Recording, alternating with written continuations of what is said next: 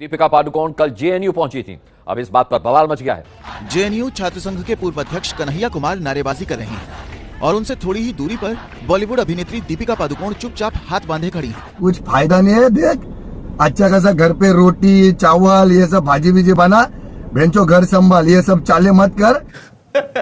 राम राम दोस्तों, welcome back to the channel Sonu Sinha originals. तो भैया जितने भी लोगों ने ऑलरेडी मेरे चैनल को सब्सक्राइब कर रखा है और जितने नए लोग अब चैनल को सब्सक्राइब करने वाले हो, उन लोगों से मैं बस इतना ही कहना चाहता हूं कि सिर्फ और सिर्फ मेरे चैनल को सब्सक्राइब करने से कुछ नहीं होगा अगर आपने ऑल नोटिफिकेशन बेल आइकन को क्लिक नहीं किया है तो। क्योंकि जब भी मैं न्यू वीडियो अपलोड करूंगा, ऑल नोटिफिकेशन बेल आइकन को नहीं क्लिक करने की वजह से आप लोगों तक डायरेक्ट नोटिफिकेशन जाएगा ही नहीं। इसीलिए अगर आपने सब्सक्राइब कर रखा है और सब्सक्राइब करने वाले हो तो एक बार चेक कर लो कि ऑल नोटिफिकेशन बेल आइकन को आपने क्लिक किया है या नहीं। अरे यार छोटी सी सेटिंग है, 4 से 5 सेकेंड इसमें लगते हैं, कर लो। तो चलिए बिना किसी देरी किए मुद्दे की बात करते हैं और इस वीडियो को स्टार्ट करते हैं।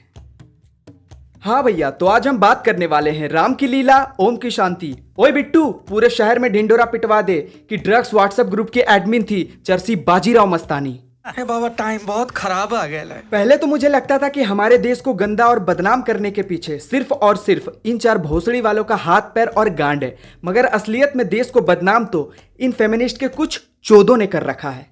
ये वही दीपिका है जो कपिल शर्मा शो में आकर यंगस्टर को रिप्रेजेंट करने पद्मावत और बाजीराव मस्तानी जैसे फिल्मों के माध्यम से महिला सशक्तिकरण की बात करती है। यही नहीं, अभी और सुनिए। वहीं दूसरी ओर कन्हैया कुमार जैसे चूतिए के साथ जेएनयू जाकर सही गलत में फर्क समझे बिना ही ये प्रोटेस्ट भी करने लग जाती है। It's not just ignorance, but it's also racist. Two people of similar color are not the same people. And so as you as fellow Indians should actually be calling them out and educating them. एक तरफ काले गोरे के भेद पे Deepika racism के गाल पे एक जोरदार थप्पड़ लगाती है और साइड में कुछ चंद पैसों की लालच में दीदी फेयरनेस क्रीम का ऐड भी करती है।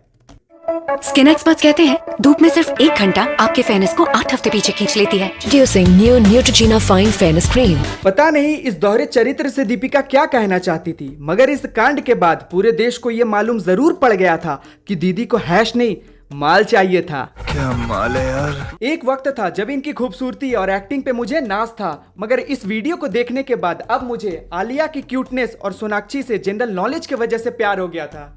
मैं पॉलिटिक्स के बारे में ज़्यादा कुछ जानती नहीं हूँ। राहुल गांधी जो कर रहे हैं हमारे देश के लिए, I think hopefully one day वो खुद प्राइम मिनिस्टर बन जाएंगे। ये बॉलीवुड में 34 साल की वो पापी गुड़िया है जिसने चरस गांजा माल के चक्कर में अपने अच्छे खासे फ्यूचर को धुएं में उड़ा दिया है। बचपन से ही दीदी स्पोर्ट्स में काफी अच्छी थी, मगर घर वालों का सपोर्ट न मिलने की वजह से दीदी ने कभी गिव अप नहीं किया, मगर अपना गेम जरूर बदल डाला। पहले दीदी खेलने के लिए बाहर जाया करती थी, मगर अब दीदी घर पर ही रहकर लोगों के दिल, अरमान और बैंक बैलेंस से खेल लेती है। मेरे इतने करीब मत आओ, मैं तुम्हें बर्बाद कर दूंगी। मैं बर्बाद होना चाहता हूँ। पढ़ाई में कतई गोबर होने के वजह से दीदी समझ गई थी कि अपन का फ्यूचर अब अंधेरे में है। इसीलिए दीदी ने मॉडलिंग में हाथ पैर मारा और सीधे बॉलीवुड पहुंच गई, मगर अपने भैरंड सोच और सिंपल दिखने की वजह से बॉलीवुड में कहीं काम नहीं मिल रहा था। इसीलिए दीदी ने गुस्से में आकर प्लास्टिक सर्जरी का सहारा लेते हुए खुद को कोयले से तराशकर हीरे में बदल डाला था। तो बहुत बात कर ली दीदी के नींबू पानी जैसे स्ट्रगल लाइफ के बारे में, क्योंकि अब हम बात करने वाले हैं दीपिका के रंग बिरंगी कॉकटेल लाइफ के बारे में। ये वही बंदी है जिसे खाली प्लेट चाटना, मुसीबत से भागना और दूसरों का चूतिया काटना, इन तीनों क्वालिटीज में सबसे ज्यादा महारत हासिल है।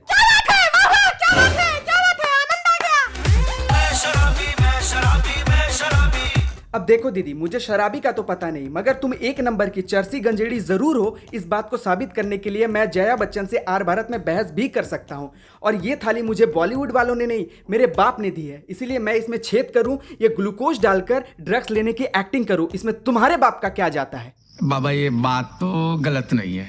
दीदी का चरित्र अब तक बहुत रंगीन रहा है। जितना इन्होंने आज तक अपनी जिंदगी में आम नहीं खाए होंगे, उससे कई ज्यादा तो इन्होंने अपने बॉयफ्रेंड्स को चूस कर फेंका है। दीदी ने सबसे पहले अपने झूठे प्यार की रेलगाड़ी के नीचे सुसाइड करने का मौका निहार पांड्या को दिया, जो किसी भी सूरत हाल में हार्दिक पांड्या का भाई था ही नहीं।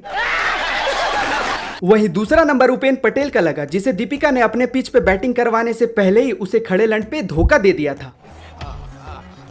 बहुत दर्द हुआ होगा ना। अरे उसके दिल की बात नहीं कर रहा हूं बाबा, समझ रहे हो। समझ रहे हो आप? फिर क्या, मैच बदला, प्लेग्राउंड्स बदले। फिर हमारी दीदी ने भी सोचा बहुत हो गया गली क्रिकेट, अब इंटरनेशनल लेवल पे चलते हैं। ढेर सारा पैसा और कूलनेस देख दीदी ने माही भाई पे ट्राई किया, बट हमारे माही भाई भी वो पोकेमॉन थे जो किसी के पोकेबॉल में नहीं आना चाहते थे। इसीलिए माही भाई ने अपने बैट से ऐसा हेलीकॉप्टर शॉट लगाया कि दीदी सीधे युवराज सिंह के पास चली गई। बट हमारे यूवी भैया भी काफी टैलेंटेड ठहरे। उन्होंने 50 बार से ज्यादा हेरा फेरी देख डाली थी और इसीलिए वो अक्षय कुमार के उस फेमस डायलॉग से ज्यादा प्रभावित थे। औरत का चक्कर बाबू भैया, औरत का चक्कर बहुत बेकार होता है। दो अच्छे रिश्तों से रिजेक्ट होने के बाद दीदी डिप्रेशन में चली गई और लाइफ में घर बसाने को लेके काफी सीरियस हो गई, क्योंकि दीवानी की जवानी भी अब ढलने लगी थी। वहीं दूसरी ओर बुढ़ापा भी उनके कदम चूमने लगी थी। अब क्या होगा? फिर दीदी ने सोचा आखिरी ट्राई मारा जाए और बॉलीवुड के चॉकलेट बॉय को फंसाया जाए। बट रणवीर कपूर जॉनी भैया के काफी फिल्में देखकर सुधर चुके थे, इसीलिए उन्होंने दीपिका को अपना क्रीम रोल खिलाया और अगली सुबह पतली गली से दीपिका की लाइफ से निकल चुके थे। और इसके बाद की कहानी तो आपको मालूम ही होगी। शादी भी एक ऐसे रंग बिरंगे इंसान से हुई जो अपनी बीवी से कम बीवी के कपड़ों से ज्यादा प्यार करता है। क्या हुआ, नहीं समझे? अरे ये देखो। अच्छी बात बोली, आपको अच्छी लगी तो ऐसे थोड़ा मार दीजिए हाथ आप।